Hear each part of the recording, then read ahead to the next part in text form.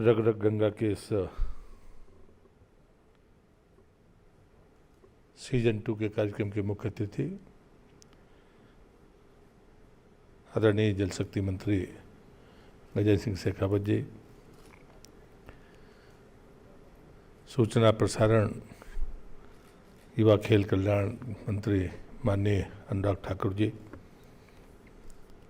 सचिव सूचना प्रसारण श्री अमित खरे जी, सचिव जल शक्ति श्री पंकज कुमार जी, श्री राजीव रंजन मिश्रा जी, सीओ प्रसार भारती श्री मयंक अग्रवाल जी, राजीव खंडेलवाल जी, उपस्थित सभी भाइयों बहनों,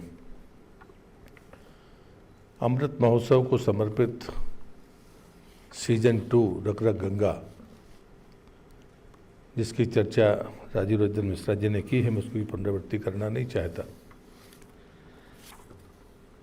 लेकिन मुझे कुछ बातें ज़रूर कहनी है कि हम जब नदी सभ्यता की बात करते हैं तो ये शब्द अलग नहीं है।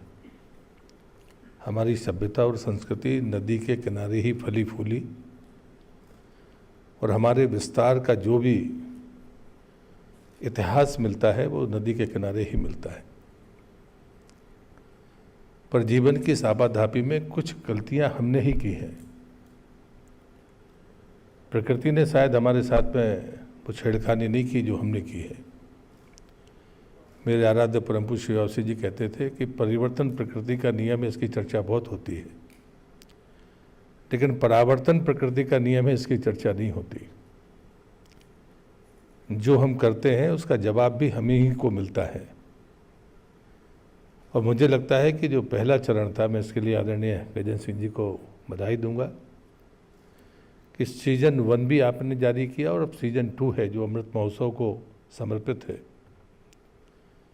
देश की आज़ादी के इन 75 वर्ष की पूर्ति पर 15 अगस्त 2023 तक ये 2 वर्ष क्या संकल्प के वर्ष हो सकते हैं। सीजन 2 रग रग गंगा ये सिर्फ किसी जागरण अभियान का हिस्सा नहीं है। एक बात तो मैं ज़रूर कहूँगा कि नदी सभ्यता और नदी की स्वच्छता को लेकर पहले चरण में आदरणीय प्रधानमंत्री जी के नेतृत्व में जो काम देश के भीतर हुआ है वो देश भी जानता है और दुनिया में भी उसकी भनक है। लेकिन क्या सिर्फ स्वच्छता के आधार पर ही हम अपने मिशन को पूरा कर सकते हैं? मुझे लगता है हम सबका मत होगा कि वो शायद अधूरा काम रहेगा। एक होता है कि नदियों में मिलने वाले नाले जो प्रदूषित नाले हैं, कभी उनमें जल हुआ करता था और वो सहायक होती थी उस जलराशि को बढ़ाने में। आज वो गंदी होने के कारण उसके स्तर को कम कर रही हैं। और दूसरी वो नदियाँ जो सहायक नदियों के रूप पर आज भी जानी जाती हैं, जिसमें सीजन 2 में आपने उनको हिस्सेदार बनाया, चाहे वो यमुना हो या गंडक हो, लेकिन वो अशुद्धि नहीं, लेकिन जलराशि ज़रूर शामिल करती हैं गंगा के प्रवाह में और उसको ताकत प्रदान करती हैं। और यही हमारी मूल ऊर्जा का क्षेत्र है, जिसके आधार पर हम कहते हैं कि जनगंगा है, ये ज्ञान गंगा है। और आदरणीय प्रधानमंत्री जी ने कानपुर की बैठक में कहा था, उस समय मैं संस्कृति मंत्री था, कि हम अर्थगंगा की बात क्यों नहीं करते, जिसकी सामर्थ्य से सभ्यता और संस्कृति ने इतना विस्तार लिया। उस अर्थगंगा के बारे में हमने फिर से विचार क्यों नहीं किया? बदलते परिवेश के साथ हम उसमें आगे बढ़ सकते थे। लेकिन मुझे लगता है कि ये जो सीजन 2 है रग रग गंगा का, ये अर्थगंगा को समर्पित होगा। ज्ञान गंगा की चर्चाएं तो हम पुरातन काल से सुनते रहे और उसी का परिणाम है कि वो जन जन गंगा है और हम कहते हैं कि वो हमारी राष्ट्रीय एकता का आधार है। लेकिन आज जब हम इस अभियान को और आगे बढ़ाने के लिए तत्पर हैं, मैं तो सिर्फ इतना ही निवेदन करूंगा कि अमृत महोत्सव का ये जो कालखंड है, ये क्या हमारा संकल्प हो सकता है?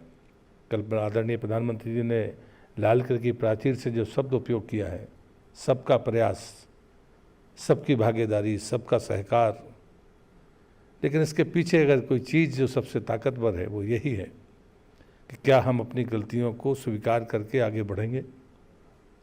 और मेरे आराध्य परम पूज्य बाबा श्री की इस वाणी के साथ मैं अपनी बात को ख़त्म करता हूँ। उनने मुझसे कहा था कि सोते को तो जगाया जा सकता है, लेकिन जो सोने का बहाना करे उसको नहीं जगाया जा सकता। गंगा का ये दूसरा सीज़न 2 क्या इस उत्प्रेरक का काम करेगा कि वो वर्ग भी जागरण के रास्ते पर आए। मैं आपको शुभकामनाएं देता हूं। जब मैं इसको देखूंगा तो आगे टिप्पणी करूंगा।